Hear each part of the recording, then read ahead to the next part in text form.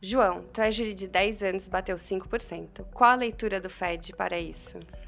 Olha, Paty, o Fed está interpretando isso como um aperto de condições financeiras, ou seja, algo que vai produzir ao longo dos próximos trimestres uma desaceleração da economia americana. Nesse sentido, é um substituto para novas altas de juros pelo Fed. Perfeito, João, obrigada. Eu sou Patrícia Goulart e eu estou recebendo hoje Marcelo Santucci e João Scandiuzzi para mais um episódio do Offshore Connection.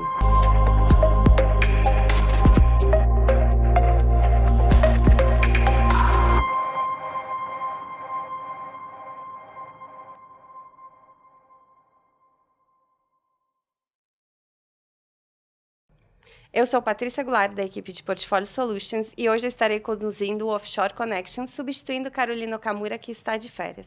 Hoje eu recebo Marcelo Santucci e João Scandiuzzi para mais um bate-papo e muita informação. João, como foi a evolução mais recente da economia americana e as implicações para o Fed? Olha, Paty, a economia americana, recentemente, ela até reacelerou. A gente viu dados mais fortes de abertura de vagas de emprego, a gente viu contratações bem mais fortes que esperados. No mês de setembro, que saiu no início de outubro, foram 336 mil empregos contra 170 mil de expectativa do mercado. E a gente viu um PIB do terceiro trimestre que veio em 4,9% trimestre contra trimestre anualizado. Muito forte, muito puxado por consumo das famílias, que cresceu 4%. Então, realmente mostrando uma economia que reacelerou no terceiro trimestre, desculpe. A gente também viu uma inflação um pouco mais alta nesse mês de setembro. Depois de 2 meses anteriores, que a gente tinha visto uma certa acomodação de inflação, a inflação voltou a acelerar. Não está tão alta quanto ela estava até maio, por exemplo, mas de fato incomodou um pouquinho. Em outras circunstâncias, essa reaceleração da economia, do mercado de trabalho, da inflação, poderia colocar uma discussão sobre alta mais imediata de juros pelo Fed. A gente não está vendo isso. Em parte porque o Fed, claro, está olhando mais dados, suavizados, ele não vai dar tanto peso para um dado específico, um número, um mês, ele precisa ver confirmação disso ao longo do tempo para poder reagir, mas também, em grande parte, pelo fato de que a abertura dos juros longos nos Estados Unidos, ele faz parte do trabalho do Fed. Então, existe uma certa equivalência entre condições financeiras, que é muito afetado por essa abertura do juro longo, e alta de Fed Funds. Então, a gente tem visto estimativas aí de que mais ou menos o que já aconteceu nos últimos meses de abertura de juro longo e de aperto de condições financeiras equivaleria a 3 altas de 25 bases pelo Fed. Então, nesse sentido, o Fed, mesmo com dados um pouco piores na margem, ele vai esperar para ver confirmação disso, se a economia volta para o pouso suave que ela estava se encaminhando até então, e obviamente que ele vai também querer acumular mais informação sobre os efeitos desse aperto de condições financeiras sobre a economia. Então, nesse sentido, ele está numa posição de paciência, ainda com certo viés de aperto, ameaçando que pode voltar a subir, mas numa postura mais de paciência, de esperar para ver e acumular novas informações. Então, nesse sentido, ele não volta a subir no curto prazo os juros. Perfeito, João. Nesse sentido, Santucci, a gente tem aqui taxas de juros mais altas por mais tempo. Qual é a oportunidade na renda fixa e qual é a estratégia de alocação? Paty, a gente vê uma oportunidade bastante interessante. Esse período de taxas mais altas, eles estão criando uma ótima oportunidade para construir um portfólio mais baseado na renda fixa. E essa oportunidade ela é interessante porque nos últimos 20 anos a gente não teve taxas tão elevadas, inclusive taxas acima da inflação, taxas reais, positivas ao longo dos vencimentos com níveis bem atrativos. Para traduzir um pouco isso, títulos de 3 anos americanos, soberanos, pagando inflação mais 3%, de 10 anos pagando 2,5% acima da inflação. Então, isso é muito potente. Então, essas taxas de juros mais altas, obviamente, à medida que elas subiram, elas foram trazendo uma marcação ao mercado ruim para os ativos, mas ela cria uma possibilidade muito interessante de ir gradualmente estendendo a duração média do portfólio. Durante o ciclo de abertura de juros, nossa postura foi ficar muito mais conservadora, ou seja, mais curto nos vencimentos, tendo mais caixa à disposição, e observando a qualidade do crédito. Então, procurando ter setores ou empresas classificadas como um grau de investimento, exatamente para ficar um pouco mais protegido nesse movimento de abertura. E essa taxa, a gente falou no início que bateu 5% em 10 anos, Ele tem um efeito interessante porque a curva de juros ela estava com um desenho que a gente chama de negativamente inclinada. A parte curta estava mais alta do que a parte intermediária e longa. Então, o 10 anos americano ali estava, em determinado momento, mais de 1% abaixo da parte curta. E esses 5%, hoje você tem, com mais ou menos 0,3 ou 30 bases de diferença, você tem toda a curva ali dentro desse intervalo, ou seja, entre 5 e 25, que é a taxa Fed Funds, a ponta de baixo, com 10 anos a 4,80 e o 30 anos a 4,90 e 95, você tem toda a estrutura de juros muito flat, que a gente chama, assim, num intervalo muito pequeno.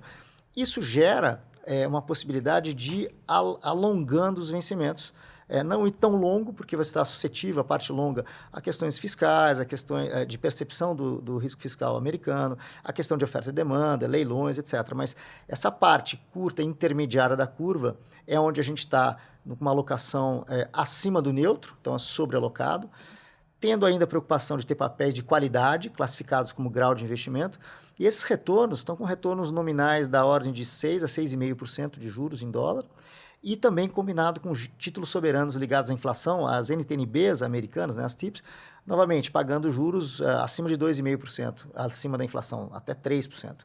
Então, é um pouco essa oportunidade que a gente vê nesse ambiente de juros altos, né? E explorar a renda fixa nesses níveis, ele traz também não só previsibilidade nesses retornos, mas também uma capacidade de ter um carrego muito positivo para os portfólios, né, e de ganho real, inclusive. Perfeito. Olhando um pouquinho, né, renda fixa certamente é a bola da vez, mas a gente volta a ver esse trimestre uma renda variável que já traz alguns indicadores mais positivos. Como a gente vê isso e como isso também a gente vê na economia, evolução desse custo que a gente tem para as empresas? Perfeito. A gente tem estado com alocação abaixo do neutro para a renda variável, exatamente por entender que, primeiro, ao longo desse processo de alta de juros, a bolsa americana pareceu até um pouco cara, ou seja, talvez ela não estivesse embutindo totalmente esses efeitos de taxas de juros muito altas que a gente viu sendo reprecificados no mercado de renda fixa. Então, a gente segue subalocado, mas em termos de preços, parece... Hoje, com essa correção, né, o S&P chegou a bater 4,580, por exemplo, ali em julho, ele chegou a estar 450 agora, então foi uma correção desde final de julho de próximo de 10% nos preços do índice, e vários setores dentro do índice estão até com rendimentos negativos no ano.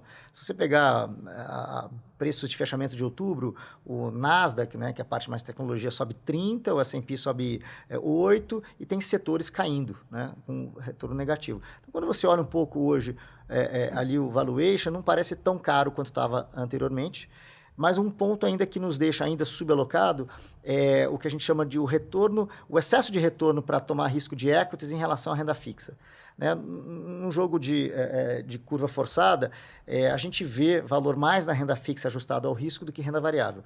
Isso não significa, do ponto da sua pergunta, que a gente não está exposto em renda variável. Nós estamos expostos, só que um pouco abaixo do neutro, e a gente tinha um desvio. Quando eu olhava o S&P como um índice, olhando um pouco o que é as ações de crescimento, as ações de valor, a gente estava mais defensivo no seguinte sentido, estar mais alocado em setores mais de valor. Os últimos meses, principalmente esses últimos 40 dias, a gente viu um pouco essa reprecificação para baixo da renda variável, a gente neutralizou esses desvios relativos ao índice. Então, a gente está muito mais equilibrado entre value e growth, né, crescimento e valor, nas nossas alocações, e eu diria que a gente estudou muito estar fazendo um passo de neutralizar, comprar um pouco mais de bolsa. Mas a gente segue observando, mas claramente... em termos de precificação, ficou menos caro, parece mais equilibrado, neutro. Eu diria que daqui a pouco, acho que talvez seja o momento de adicionar um pouco mais de renda variável. Novamente, é importante, como disciplina, fazer desvios, mas nunca deixar de ter, porque o próprio mercado de renda variável, principalmente nos Estados Unidos, é onde você tem a inovação da economia, essa inteligência artificial, esse tema é explorado normalmente no mercado de renda variável. Então, você estar fora dele, talvez você fazer esse market timing de vou ficar fora 100%, vou ficar inteiro, fica um pouco...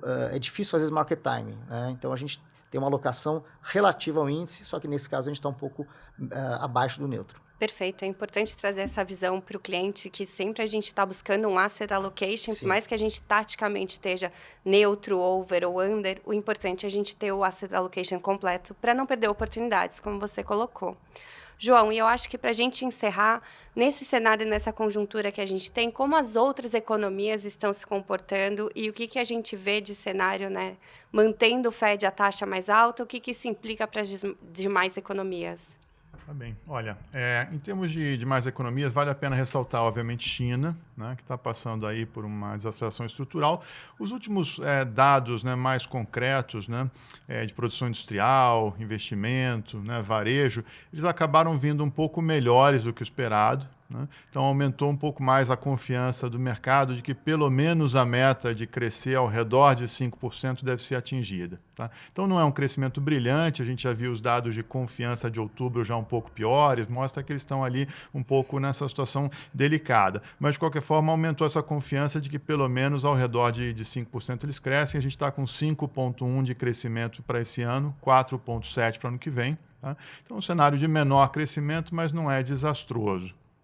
De qualquer forma, é um cenário que tem implicado pressões de desvalorização da moeda chinesa, isso também tem implicações globais importantes, ainda mais nesse contexto que você colocou de uma pressão de abertura de renda fixa americana. Né? A China ela vem cortando juros, enquanto o resto do mundo está com o juro mais alto, né? E as curvas de juros abrindo nos Estados Unidos, outros países, isso acaba gerando uma pressão de desvalorização da moeda junto com essa questão do crescimento um pouco mais baixo do que vinha até então sendo esperado. Então, isso é um tema importante.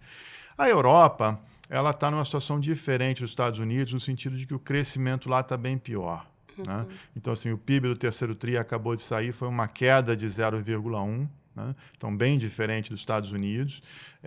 E a gente vê os indicadores de confiança apontando para uma queda ainda maior à frente. Né? Então, ela está claramente numa contração, não é uma contração exuberante, mas é uma contração da economia, não se tem a expectativa de mudança disso. É uma economia que ela é muito mais dependente do crédito bancário do que a economia americana, que é muito mais mercado de capitais. Né?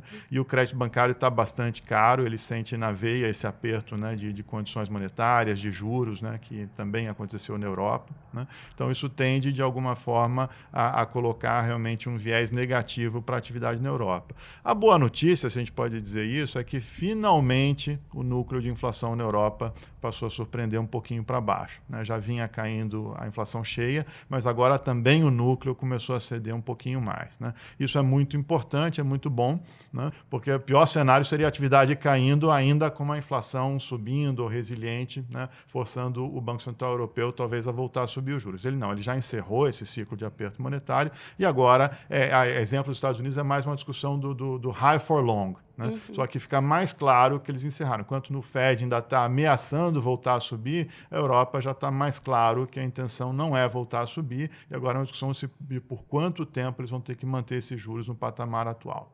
Perfeito. Muito obrigada, Santucci. Muito obrigada, Scandiuzzi. Esse foi mais um episódio do Offshore Connection. Até o próximo. E assim encerramos mais uma edição do Offshore Connection, trazendo as principais atualizações dos mercados globais para você. Esperamos que tenha gostado do conteúdo e que tenha sido útil para a sua estratégia de investimentos. Mas se ainda ficou com alguma dúvida, não se preocupe. Escreva aqui nos comentários que podemos conversar. Estamos sempre prontos para ajudar. Não esqueça de ativar o sininho e acompanhar as próximas edições do Offshore Connection. Até a próxima!